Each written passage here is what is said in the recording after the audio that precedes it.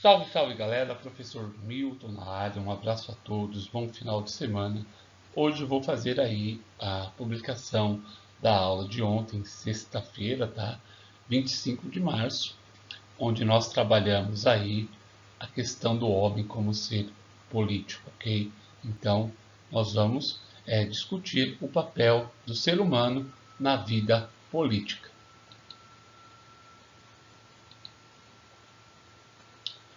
O livro utilizado para esta aula é o livro do professor Gilberto Coutinho e Miriam Fernandes, Fundamentos da Filosofia. O homem como ser político é o título da nossa aula. Todos nós nascemos em uma sociedade e esta sociedade é organizada em instituições. Temos aí no estado, no Brasil, no município, no estado, no país, no município, diversas instituições que vão regular aí as nossas ações em sociedade. Será que você já parou para pensar sobre como tudo isso começou? Será que tudo isso sempre existiu? Ou por que as coisas são como são? Bom, outra questão que é importante aqui nós discutirmos sobre a organização política. Será que vocês estão satisfeitos com o mundo ou gostariam que esse mundo que nós vivemos fosse modificado? Isto é uma questão da política, tá? A política trabalha com a ideia em que nós devemos aí questionar tudo aquilo que nós fazemos e tudo aquilo que nós vivemos. Isto são os valores morais, as questões das instituições que regulamentam nossas ações, coisas que nós, ou assuntos que nós já discutimos em aulas anteriores. Nós temos aí algumas questões filosóficas que serão propostas, tá, ao longo aí deste tema que nós vamos trabalhar. O que é o poder, o que é o Estado, qual é a melhor forma de organização política e qual é a relação política entre a política e a ética.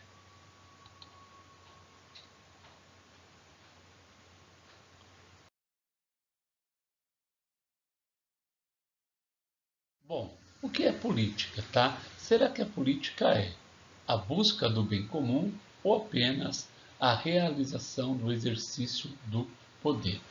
Nós vamos começar a nossa investigação em relação à política, buscando aí entender o seu significado, tá? A palavra política vem do grego politeia ou politeia, que significa cidade-estado. E ela estará relacionada desde a antiguidade grega, desde a democracia ateniense, ao campo da atividade humana, que entende, que busca entender e que busca compreender ao Estado, a administração pública e principalmente a relação entre os cidadãos. Ela vai se referir, portanto, tá, a uma área que tem uma especificidade, as relações entre os seres humanos, entre os indivíduos e a sociedade.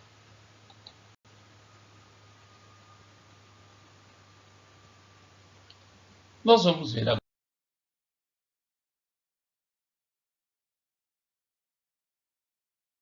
os conceitos de política, tá?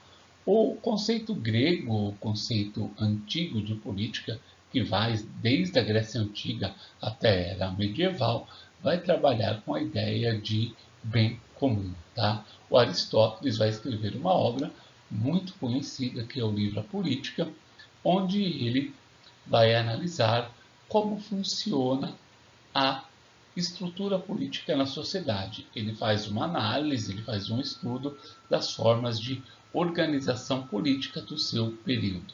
Aristóteles vai entender a política, tá, galera, como uma extensão da ética. Enquanto a ética é relacionada à vida individual, a política é relacionada e aplicada à vida pública. Após ele refletir, após ele analisar, em uma outra obra chamada Ética Nicômaco, ele vai entender que a vida, o modo de vida que nós vivemos, deve nos conduzir à felicidade humana. O que para ele era nós vivermos em sociedade e nos organizarmos socialmente, estabelecendo aí padrões de comportamento para os indivíduos, para que esses indivíduos possam ter aí uma vida melhor regulada.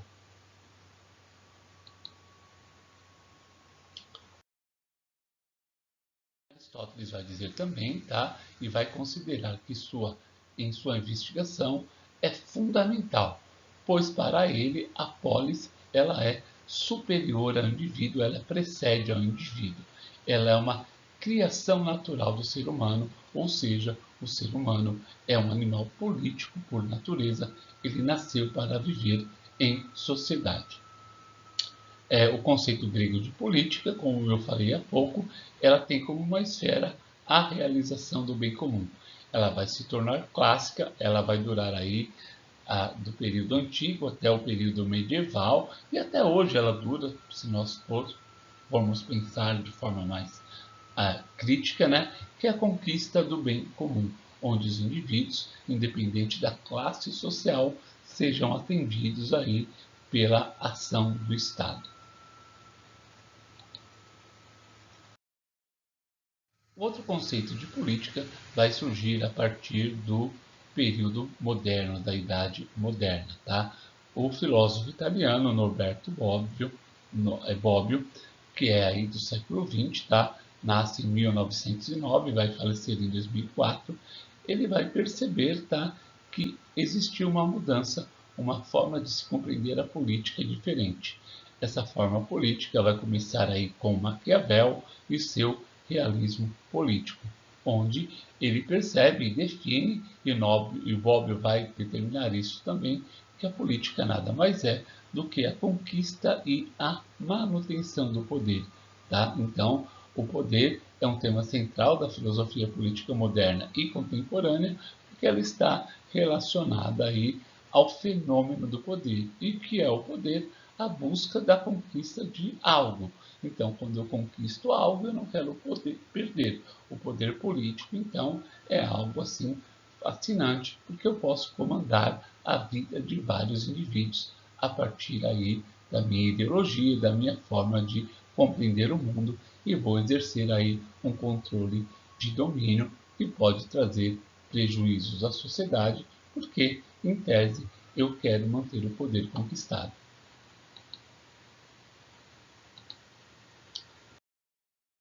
Aqui nós temos a pirâmide da sociedade capitalista. Temos aqui na base principal, né, o dinheiro, o lucro, a questão do capital. Aqui a classe política, aqui a classe religiosa, aqui a classe policial, o exército, as forças armadas, a burguesia e, enfim, aqui a classe que sustenta todos os que estão aqui, né, e faz toda a sociedade enriquecer por meio do seu trabalho.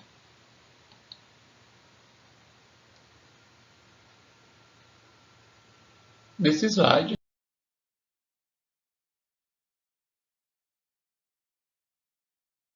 eu vou definir para você a pirâmide do sistema capitalista. É uma obra criada no ano de 1911, ok?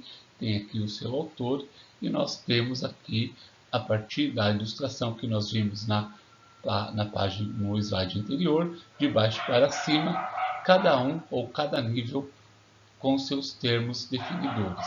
O cachorro latindo para me atrapalhar, sempre assim. A primeira, né, lá da base, trabalhamos por vocês e alimentamos vocês, que é a classe trabalhadora, né? A classe trabalhadora produz a alimentação e todos os bens necessários para a nossa vida. A classe 2, né, que é a burguesia, comemos por vocês. A classe 3, atiramos em vocês quando vocês se rebelarem. A classe 4 ali, que é a parte do clero, da religião, enganamos vocês.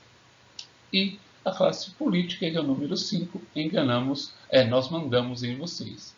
E no último patamar está o dinheiro, que é o capitalismo, e ele distribui aí as verbas e as rendas para cada classe de acordo com o seu posicionamento social.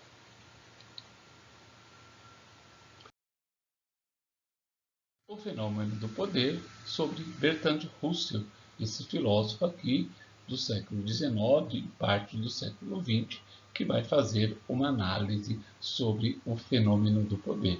Para ele, a palavra poder, né, que vem aí do latim poder, que significa o potere, né, que significa poder ou capacidade de, vai se referir à nossa capacidade ou força que conseguimos de produzir efeitos para nós mesmos, né? O poder para ele é a capacidade que nós temos de fazer com que os demais realizem aquilo que nós desejamos, ou seja, o indivíduo que é capaz de ter essa capacidade, ela vai poder exercer uma determinada influência sobre outros, fazendo com que os outros realizem por meio do seu desejo aquilo que os interessa.